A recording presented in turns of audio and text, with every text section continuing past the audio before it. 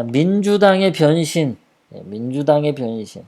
대한민국이 1945년 일제로부터 해방되고 난 뒤에, 그 다음에 1948년 대한민국이 정식으로 건국이 되어서 시작이 되었을 때, 그때 한국민주당이라고 있었습니다.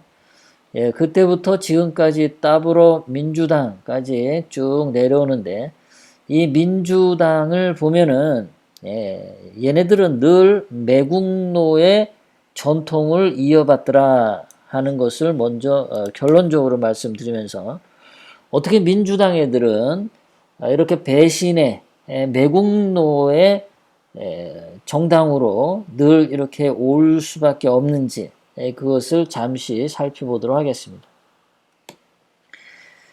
자, 일단 여러분들은 이제 웬만하신 분들은 다 아시는 내용인데요.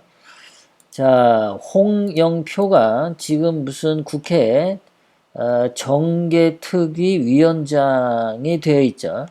얼마 전에는 더불어민주당 원내대표를 했고, 친일파 중에 친일파의 후손이죠. 홍영표.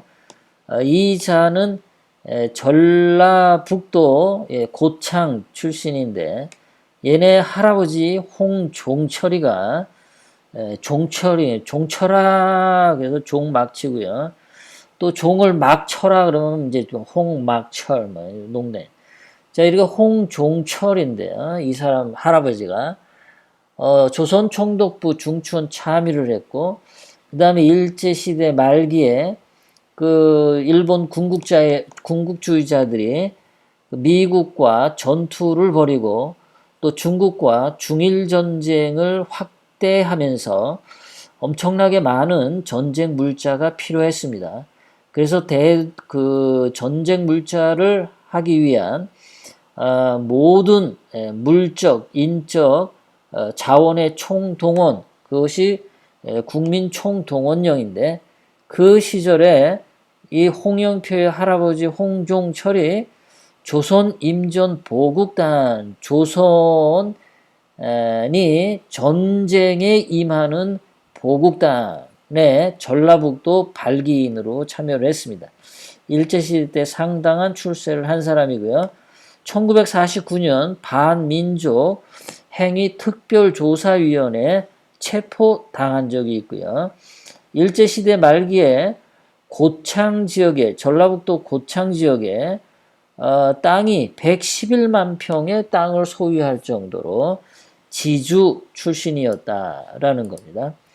자, 그래서 제가 이제 한국민주당, 더불어민주당을 거슬러 올라가면 한국민주당이 나오는데, 그 한국민주당을 봤더니 누가 그러한 당을 만들었나? 독립운동가 일부와 대다수의 지주층. 그러니까 이 민주당은 많은 수의 지주들이 민주당을 만들었다. 땅 가진 민주당. 그래서 친일 인사가 될 수밖에 없었다. 친일 인사가. 땅을 많이 가졌기 때문에 일제시대 때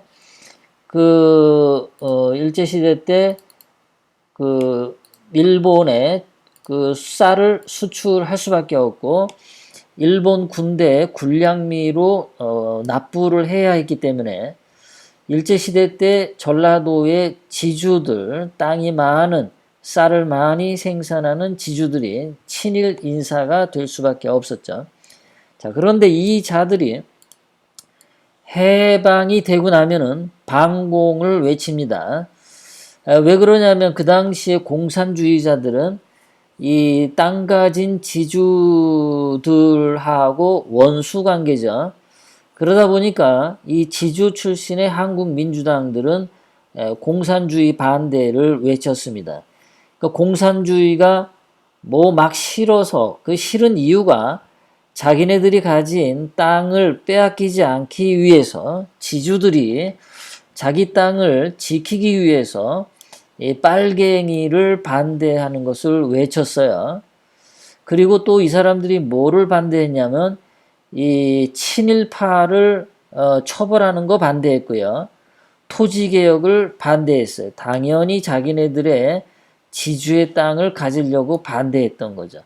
이러다 보니까 토지 개혁을 실시한 이승만 대통령님을 미워하게 된 거예요. 자기네들 땅 때문에.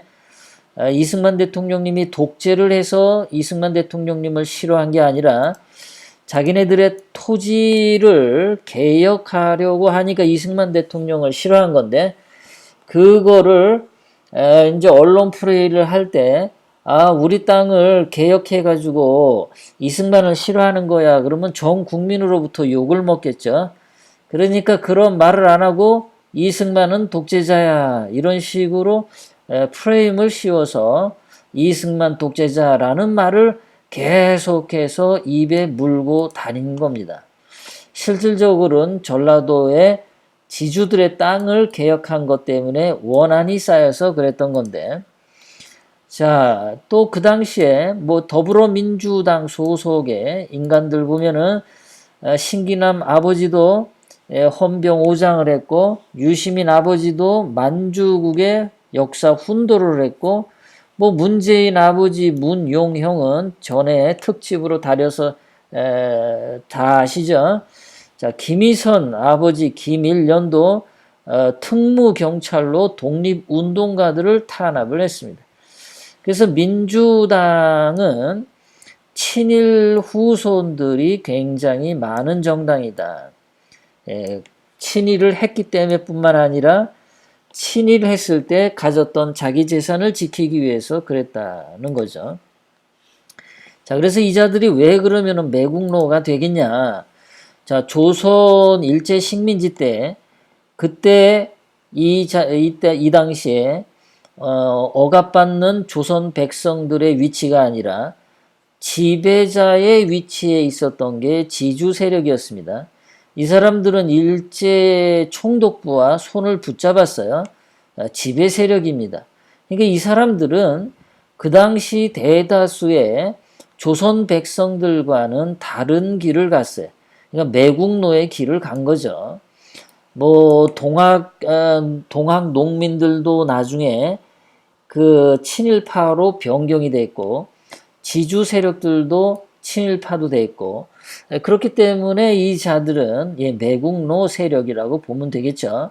그 당시 조선 백성들은 억압을 받고 힘들게 살았지만 이 자들은 하나도 힘들게 살지 않았어요. 그래서 일제시대 때 이 지주 세력들, 이 전라도에 땅 가진 부자들은 친일을 했고요.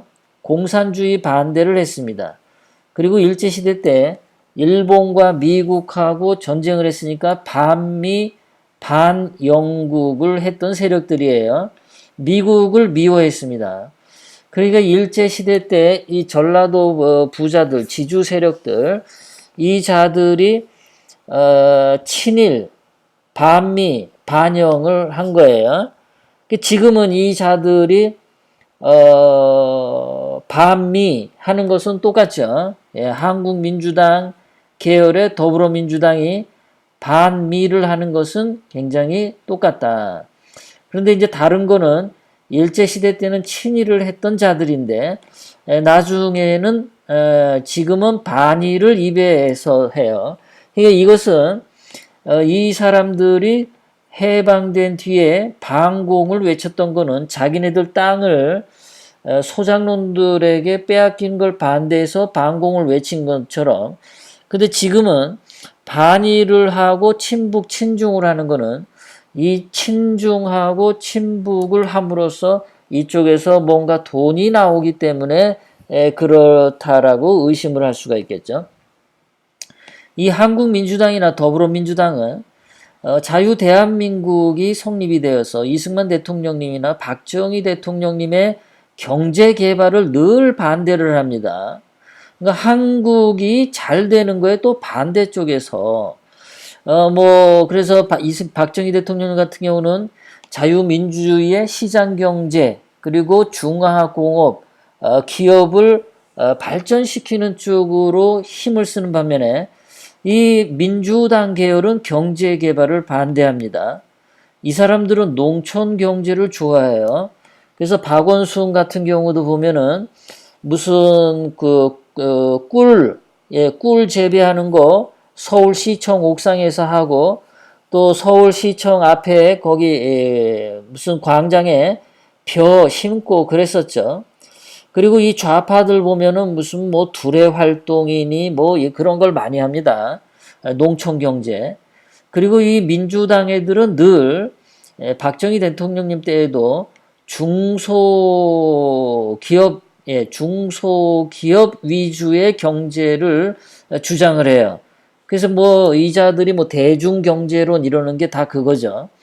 늘 이자들은, 그러니까 더불어민주당, 한국민주당, 이 자들은 일제시대 때도 그렇고 지금도 그렇고 늘 한국에 반대되는 짓거리만 해.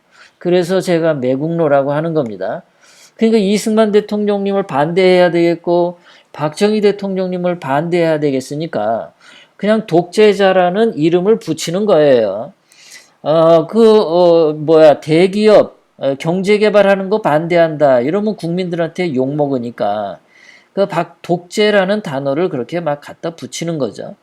그러다 보니까 요즘에 더불어민주당 애들 하는 게 보면 반미, 반일, 친북, 친중. 그러니까 전부 자기랑 돈이 되면은 국가는 생각 안 하고 자기네들 파당에 이익만 되면 자기네들 주머니에 이익만 되면은 그쪽으로 쏠리는 게 이 민주당 계열 애들의 공통적인 경향이다. 반면에 이승만 대통령, 박정희 대통령님, 박근혜 대통령님 이분들은 한국이라는 나라를 우선 개발하는데 그러니까 국가 이익을 더 우선한 사람들이고 이 민주당 계열은 자기네들 파벌에 사리사욕을 우선하는 자들이다. 이렇게 보면 되겠죠.